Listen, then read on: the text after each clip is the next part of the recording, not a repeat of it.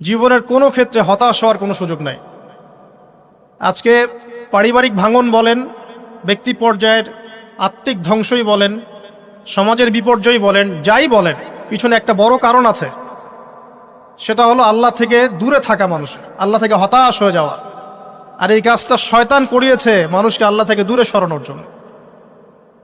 কিন্তু আল্লাহ রাব্বুল আলামিনের কাছে কেউ যদি যেতে চায়, মন থেকে যদি আল্লাহকে একটা বারও ডাকে, আল্লাহ পাক এক ডাকের মাধ্যমেও তার গুনাহ মাফ করতে পারে। দুজন ব্যক্তির ঘটনা পড়লাম। একজন ব্যক্তি প্রচণ্ড রকম আবেদ, প্রচুর ইবাদত করে। আপনারা জানেন ইবলিসও কিন্তু আবেদ ছিল, ইবলিস কিন্তু প্রচুর ইবাদত করেছে। এখন ওই ব্যক্তির একজন বন্ধু ছিল, এটা বানু ইসরাইলদের ঘটনা। তো সেই বন্ধু পাপী ছিল, বিভিন্ন কবিরা গুনাহ করত।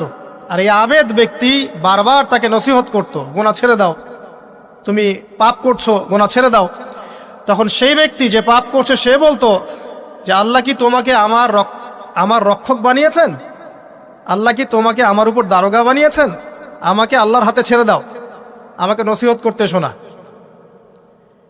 একদিন এই আবেদ ব্যক্তি তার বন্ধুকে একটা জঘন্য পাপ করতে দেখলো, এমন একটা পাপ যেটা দেখে তার মনে ধারণা আসলো এটা চরম জঘন্য একটা কাজ। তখন সে মুখ ফসকে বলে ফেলল যে আল্লাহ তোকে আর মাফ করবে না, আল্লাহ তোকে জান্নাত দিবে না। আল্লাহ রাব্বুল আলামিন মালাকুল মউতকে এই দুজনের কাছে পাঠালেন, দুজনের রূহকে কবজ করা হলো।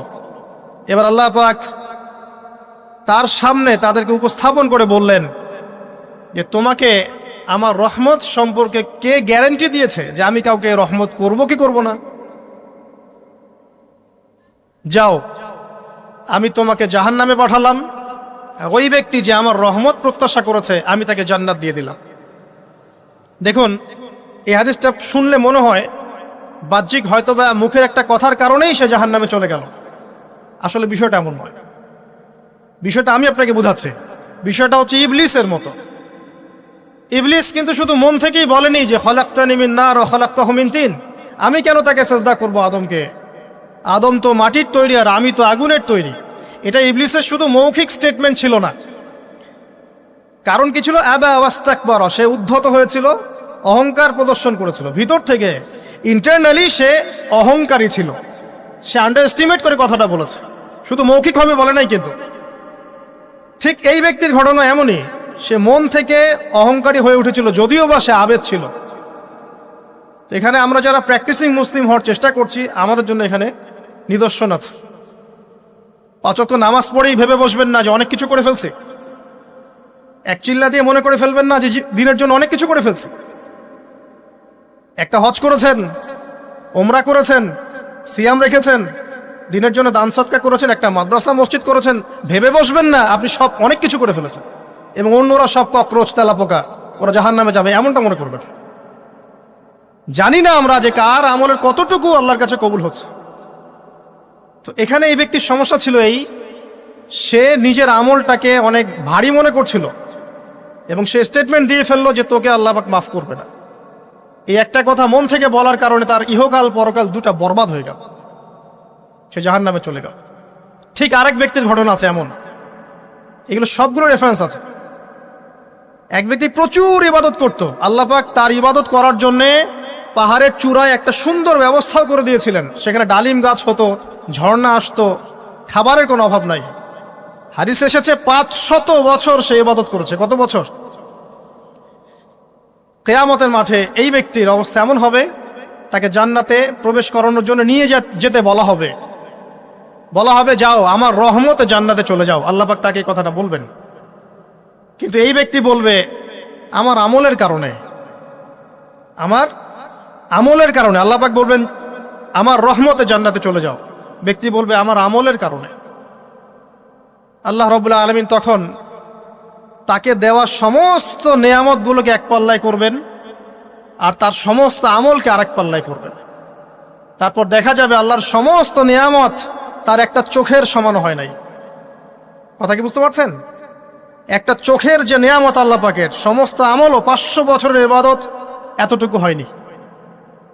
তারপর তাকে বলা হবে ওকে জাহান্নামে নিয়ে যাও।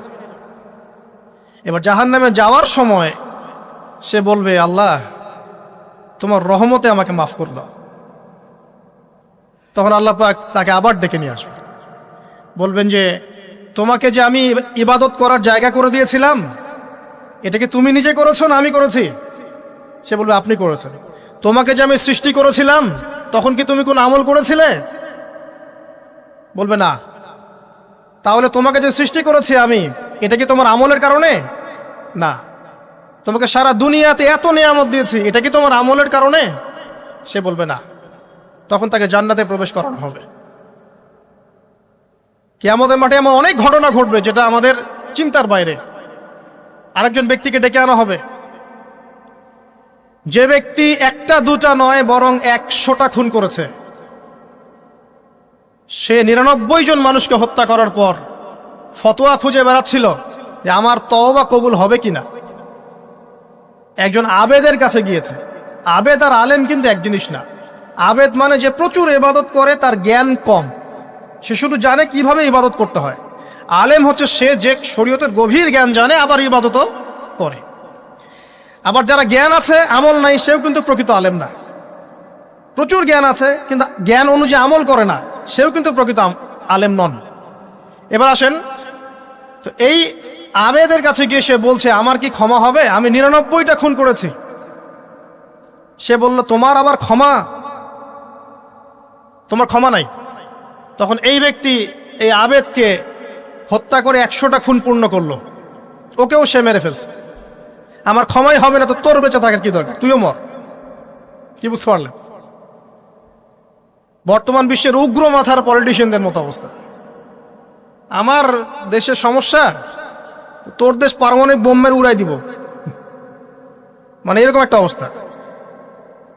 তো আল্লাহ রাব্বুল আলামিন এই ব্যক্তির মধ্যে একটা চেতনা তৈরি করলেন যে আমাকে তওবা করতে হবে। সে তখন সার্চ করতে লাগলো আরো কোনো আলেম আছে কিনা। এরপর অনেক দূরে একজন আলেমের সন্ধান পাওয়া গেল। সে সেখানে গেল, তাকে গিয়ে বলল আমার কি ক্ষমা হবে? সে আলেম তাকে বলল হ্যাঁ, তোমারও ক্ষমা হতে পারে। যাও, তুমি ইস্তেগফার করো এবং এই এলাকা থেকে অন্য এলাকায় চলে যাও। মানে যে এলাকায় তুমি অনেক দিন ছিলে, যেখানে তুমি অনেক পাপ কাজ করেছো, এখানে থাকার দরকার নাই। তওবা করে তুমি অন্য কোথাও চলে যাও, নতুন একটা জীবন শুরু করো। এখানে থাকলে হবে কি, তোমার স্মৃতিগুলো তোমাকে তাড়িয়ে বেড়াবে এবং মানুষ তোমাকে খারাপ নজরে দেখতেই থাকবে, তুমি তখন কষ্ট পাবে। এই জন্য তুমি চলে যাও। তো চলে যেতে যেতে সে রাস্তায় ইন্তেকাল করে। এবার তার রূহ নিবে কে? এই জন্য দুদল ফেরেশতা আসছেন, জান্নাতি এবং জাহান্নামী। তাদের মধ্যে বাক বিতরটা হচ্ছে কে রূহ নিয়ে যাবে। তো জাহান্নামের ফেরেশতারা বলছেন সে এতগুলো খুন করেছে, তার রূহটা আমরা নিব। আর জান্নাতি ফেরেশতারা বলছেন না, সে তওবা করতে এসেছিল, অতএব সে আল্লাহর অভিমুখী হয়েছে, তার রূহটা আমরা নিব। আল্লাহ পাক এখানে একটা কৌশল করলেন। আল্লাহ পাক ফেরেশতাদেরকে বললেন তোমরা রাস্তাটাকে পরিমাপ করে দেখো, যেদিকে যাচ্ছিল তার পরিমাপ বেশি নাকি যেখান থেকে এসেছে ওর পরিমাণ বেশি। আল্লাহ পাক জমিনকে আদেশ করলেন হে জমিন তুমি প্রশস্ত হয়ে যাও। এবার পরিমাপ করে দেখা গেল সে তওবার দিকে আসছিল, এর পরিমাণটা বেশি। এই একটা কাজের ওসিলা আল্লাহ পাক তাকে মাফ করে দিলেন। মনে রাখবেন এটা মৌখিক বিষয় ছিল না, সে মন থেকে ভিতর থেকে কিন্তু সে আল্লাহর প্রতি অনুগত হয়েছিল। এই মনের বিষয়টা আল্লাহ ছাড়া কেউ জানে না। আপনি দেখতে পারেন সমাজে অনেকে দাড়ি টুপি পাগড়ি জুব্বা সব লাগিয়ে ঘুরছে, তো বিশ্বাস করেন তাদের মনটা এমনও হতে পারে যে জানোয়ারের চেয়েও কুৎসিত, এমনও হতে পারে। আবার আপনি দেখবেন সমাজে এমন অনেক মানুষ ঘুরছে যারা হয়তো অনেক পাপে লিপ্ত মনে হচ্ছে, কিন্তু মনের মধ্যে সততা আছে। আর যার মনের মধ্যে সততা আছে, আল্লাহ পাক কোনো না কোনো দিন ইনশাআল্লাহ তাকে হেদায়েত দিবে। এটা আমরা আমাদের অভিজ্ঞতা থেকেও দেখেছি। এমন অনেক মানুষকে আমরা